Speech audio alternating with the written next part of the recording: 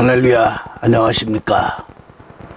오늘도 여러분과 함께 은혜 받을 말씀은 호세아서 13장 9절로 16절의 말씀이 됩니다.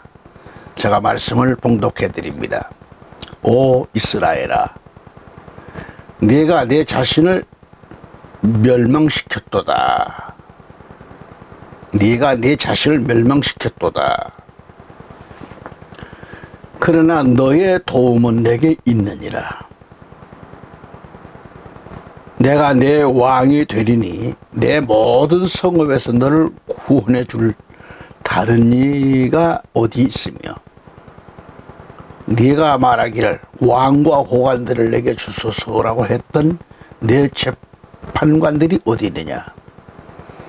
내가 나의 분노로 네게 왕을 주었고 나의 진노로 그를 패하였도다. 에프라임의 죄악이 묶여 있고 그의 죄는 감춰져 있도다. 진통하는 여인의 슬픔이 그에게 임하리라. 그는 현명하지 못한 아들이니 이는 그가 아이들을 낳는 자리에 오래 머물러서는 안 되기 때문이라. 내가 그들을 음부의 권세로부터 속량하며 내가 그들을 사망으로부터 구속하리니 오 사망아, 내가 내 재앙이 될 것이요 오 음부야, 내가 내 멸망이 되리라. 회개가 내 목전에서 숨겨지리라. 그가 비록 그의 형제들 가운데서 열매를 많이 맺는다 할지라도 동풍이 올 것이요 주의 바람이 광야로부터 오리라.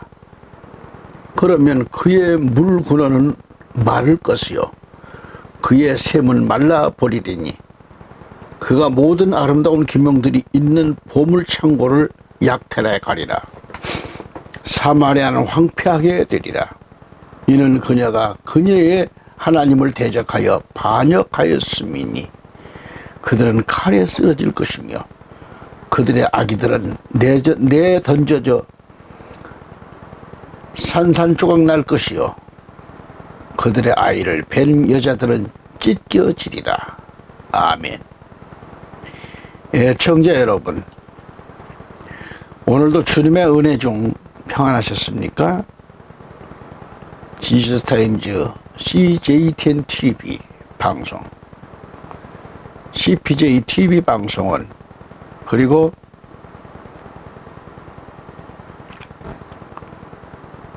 CBN, 노크TV 이 방송은 여러분과 함께 상고할 말씀은 호세아 13장 9절 16절 말씀으로 하나님을 대적하여 반역한 자들이 최후라는 그 제목을 정하고 선포할 때 지혜가 열리고 성령 충만에 축복된 시간이 되시길 우리 주 예수 그리스도 이름으로 축원합니다. 하나님을 대적하고 반역한 자들의 최후, 그 말이죠. 제목이 오늘 제목입니다. 호세아서 13장 9절을 보면 오 이스라엘아, 내가 내 자신을 멸망시켰다. 내가 내 자신을 멸망시켰다. 아까 읽어드리면서도 두 번 반복했는데요. 내가 내 자신을 멸망시켰다. 그러나 너의 도움은 내게 있다 그래. 하나님께 있다. 아멘. 여기서 오 이스라엘아, 내가 내 자신을 멸망시켰다고 했어요. 여기서 내가 내 자신을 멸망시켰도다. 이 말은 예언적 과거형으로, 즉 미래에 일어날 일들을 표현하고 있는 겁니다. 그리고 내 자신을 멸망시켰다고 했는데 북이스라엘의 패망의 주체는 하나님이십니다. 북이스라엘의 패망의 원인은 우상숭배에 있었다고 했죠. 오늘 우리가 기억할 것은 본문 13장 9절로 16절에서 하나님의 심판의 메시지가 강렬하게 고조되는 부분임을 알 수 있어요. 북왕국 이스라엘은 하나님을 대적하고 버렸기 때문에 혁명과 암살로 인해서 왕조가 교체되는 비극을 가져온다는 것이죠. 그렇지만은 하나님은 완전한 파멸의 메시지를 선포함과 동시에 위로를 잊지 않으셨음을 볼 수 있습니다. 그래서 호세 13장 10절 말씀 보면 내가 네 왕이 되리니 내 모든 성읍에서 너를 구원해 줄 다른 이가 어디 있으며 내가 말하기를 왕과 고관들을 내게 주소서라고 했던 내 고관들이 어디 있느냐 이렇게 말합니다. 내가 내 왕이 되리니 한 것은 선지자 사무엘 당시 이스라엘 백성들이 왕을 달라고 요구한 사실을 연상케 하고 있습니다. 사무엘상 8장 5절 6절을 가서 보면 그에게 말하기를 보소서 당신은 늙고 당신의 아들들은 당신의 법도대로 행하지 아니하니 이제 모든 민족들처럼 우리에게 왕을 세워 우리를 다스리게 하소서 하더라.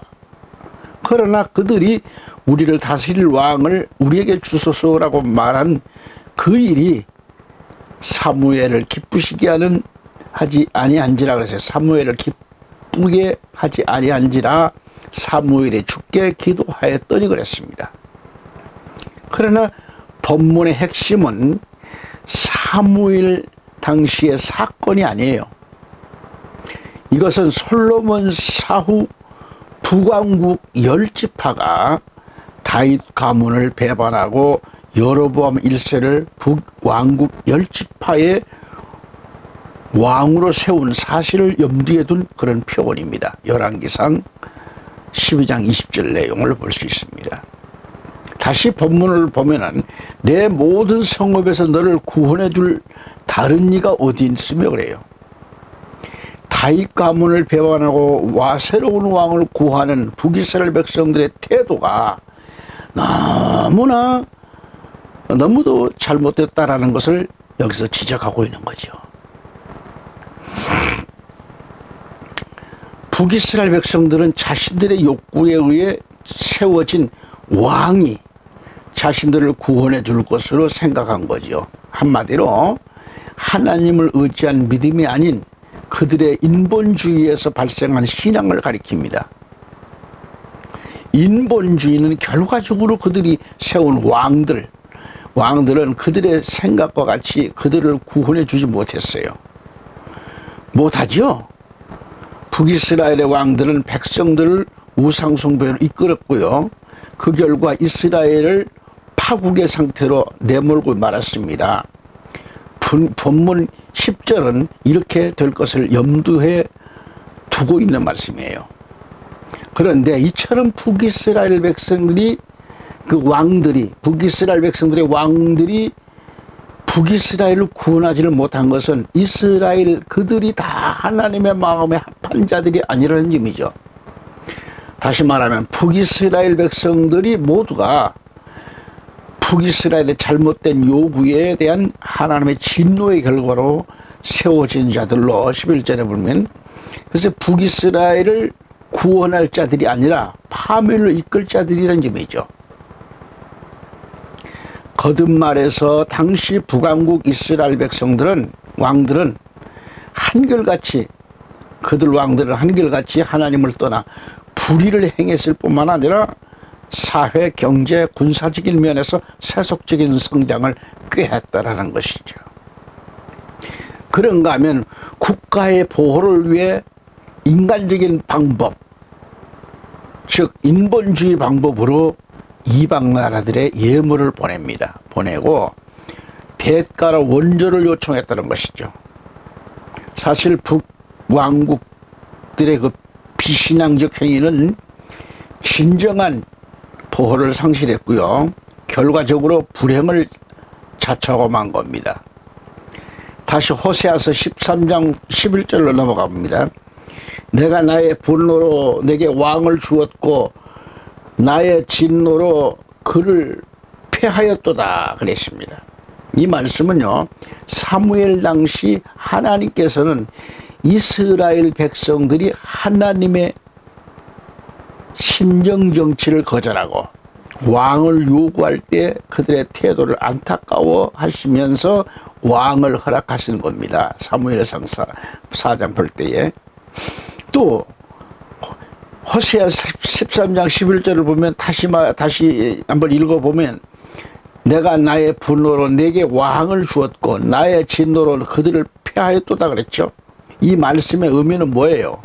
당시 북이스라엘의 왕들은 하나님이 세우신 왕들이 아니다라는 것을 알 수 있습니다. 그래서 결국 한결같이 하나님의 심판을 받아야만 했지요. 그 결과 북왕국 이스라엘은 약 210년 BC 930년에서 722년, 바로 이 210년간 유지되면서 9왕조에서 19명의 왕이 통치해 왔지만은 각 왕조는 피 흘리는 그런 형용으로 무너졌고, 19명의 왕들 가운데 4명이 제명대로 살다가 죽었습니다. 그들은 여로보암 1세 예후, 오므리, 므나헴 등인데요. 본문 말씀을 통하여 하나님이 기뻐하시지 않는 그 북왕국 이스라엘의 비극을 보았습니다. 하나님의 뜻이 아닌 인본주의는 망하고 맙니다. 호세아 13장 12절 가서 넘어가 보면은, 에브라임의 죄악이 묶여 있고 그의 죄는 감춰져 있도다. 다른 성경은 보면은 에브라임의 죄악이 봉함되었고 그의 죄가 저장되었다, 그렇게 말하고 있고, 히브리어로 직역 성경을 보면 에프라임의 죄악이 쌓여서 그의 죄가 간직되어 있다고 각각 번역하고 있습니다. 우리 개역 성경은 에브라임의 불의가 봉함되었고 그 죄가 저장되었나니라고 번역이 되어 있어요. 여기 번역된 말씀을 보면 킹 제임스에 볼 때에 에프라임의 죄악이 묶여 있고, 바른 성경에는 에프라임의 죄악이 봉함되었고, 히브리어 직역 성경에는 에프라임의 죄악이 쌓여서, 개역 성경은 에프라임의 불의가 봉함되었고, 이렇게 각각 번역을 하고 있습니다.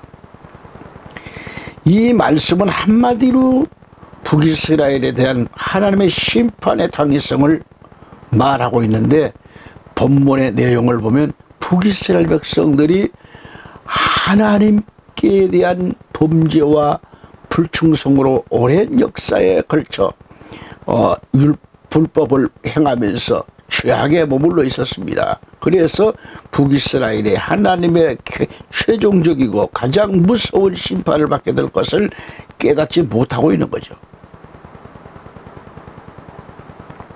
하나님의 무서운 환난의 때가 임박했음에도 불구하고 회개는커녕 여전히 죄악 가운데 머물러 있음을 지적하고 있고요. 정말 어리석은 백성들이 아닐 수 없죠. 자, 13절 말씀에 가보면 호세아 13장 13절입니다.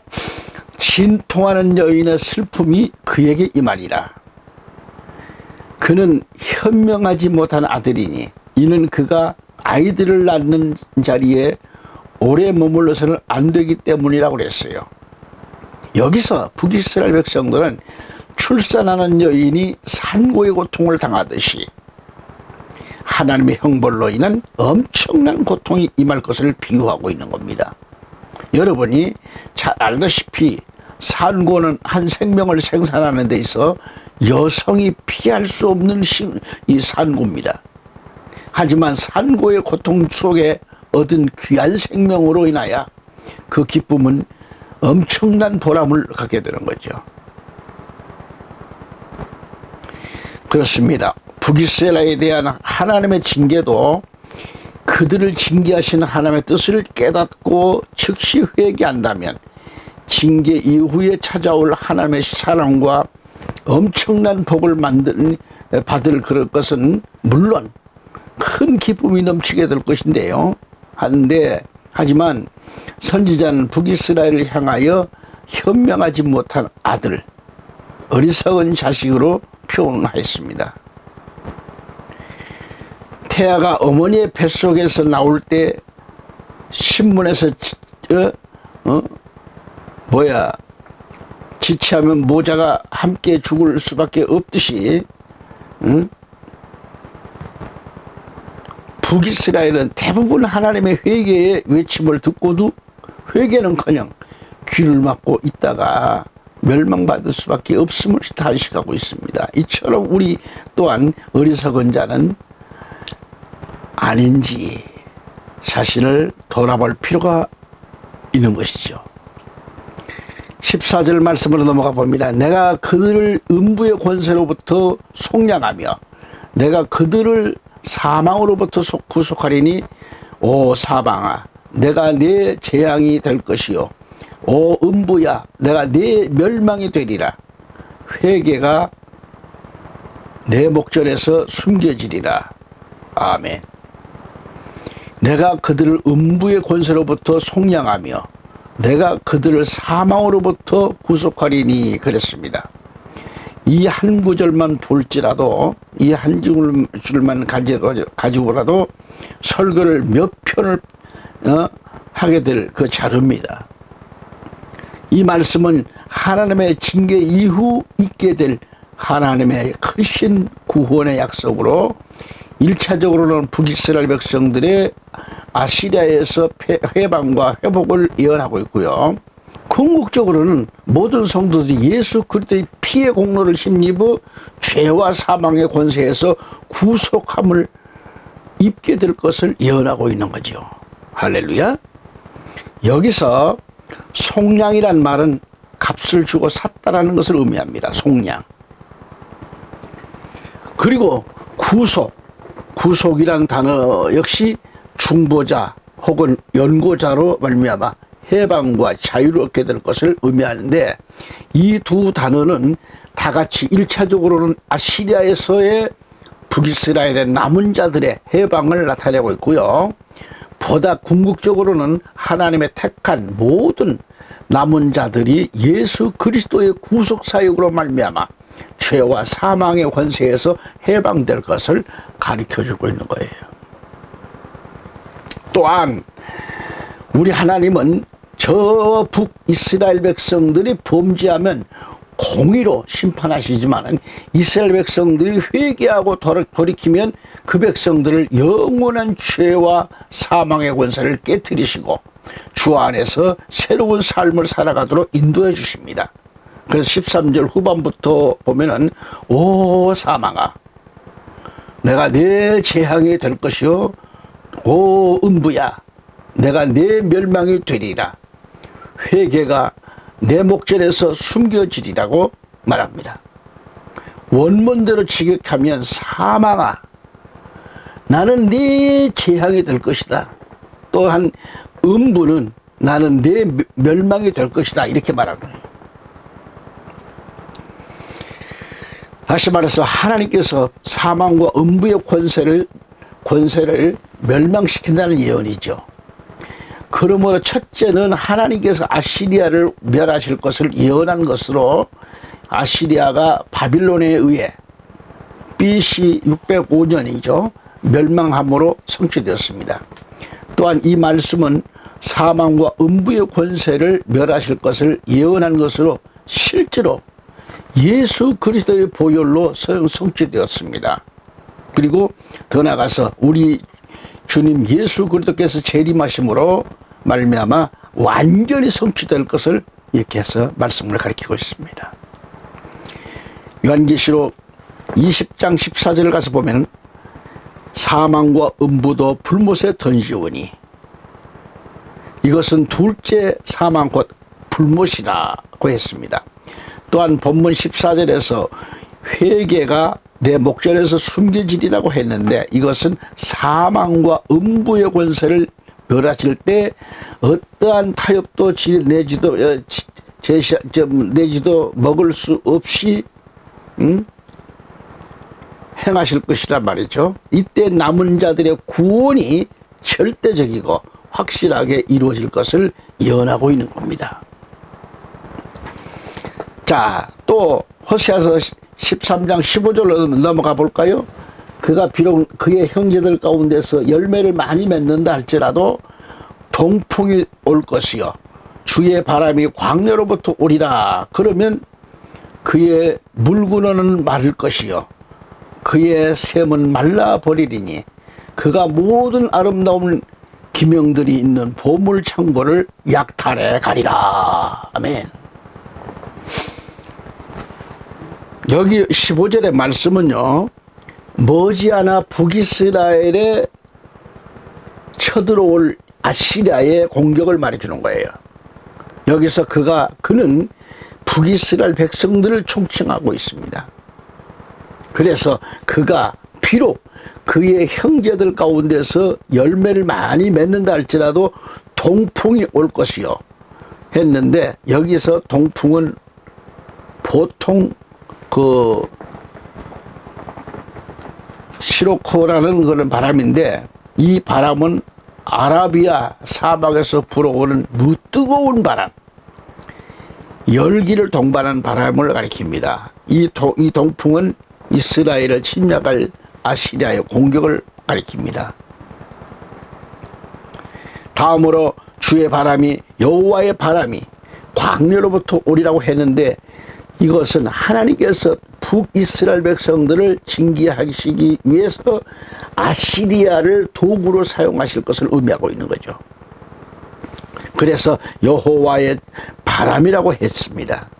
자연적으로 뜨거운 동풍은 2월에서 6월 사이에 부는데 채소와 풀을 말라 죽이는 뜨겁고 파괴적인 바람입니다. 그래서 이 동풍은 북이스라엘 침략해서 초토화시키는 강력한 힘을 가진 아시리아의 군대를 뜻하기도 하죠. 호세아 13장 16절을 보면 사마리아는 황폐하게 되리라. 이는 그녀가 그녀의 하나님을 대적하여 반역하였음이니 그들은 칼에 쓰러질 것이며 그들의 아기들은 내던져서 산산조각 날 것이고 그들의 아이를 뵌 여자들은 찢겨지리라. 그렇게 말씀합니다. 끝으로 호세아 13장 16절을 보면 하나님을 배반하고 범죄한 북이스라엘에 대한 하나님의 심판을 예고한 예언의 최종 결론으로서 전쟁에 의한 북이스라엘 백성들의 멸망을 예언하고 있습니다. 예, 청자 여러분, 호세아에서 강해를 45분에 걸쳐 진행해 오는 동안 우리는 모두 무엇을 느꼈습니까? 지금이나마 주님의 은혜를 힘입어 깨달음이 있나요? 우리는 오늘도 본문 말씀을 통하여 저 이스라엘이 하나님을 배반하면서 자신들이 치르게 된 대가에 대하여 말씀을 들었습니다. 이스라엘 백성들이 하나님보다 자신들의